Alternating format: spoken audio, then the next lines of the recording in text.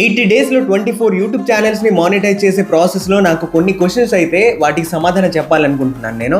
కొంతమంది ఏమో 10 million views కావాలి, 4000 వాచ్ అవర్స్ కావాలి అని మెసేజ్లు పెడుతున్నారు. అలాంటి వాళ్ళకి ఒక సమాధానం చెప్తున్నాను చూడండి. స్పామ్ డిసెప్టివ్ పాలసీ అని ఒకటి ఉంటుంది.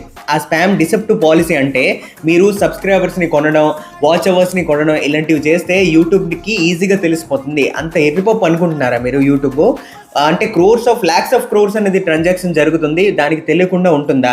ఇప్పుడు గూగుల్ జెమినై కూడా ఇంటిగ్రేట్ అయిందని చాలాసార్లు నేను చెప్తున్నాను. ఇలాంటివి చేయకండి, డబ్బులు వేస్ట్ మీకు, ఓకేనా? నేనైతే పెయిడ్ సర్వీస్ చేస్తున్నాను.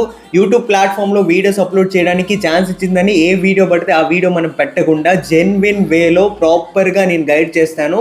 పెయిడ్ సర్వీస్ అయితే చేస్తున్నాను. నిజంగా మీకు ఇంట్రెస్ట్ ఉంటే స్క్రీన్ పైన కనిపిస్తున్న వాట్సాప్ నెంబర్కి వాట్సాప్ చేయండి.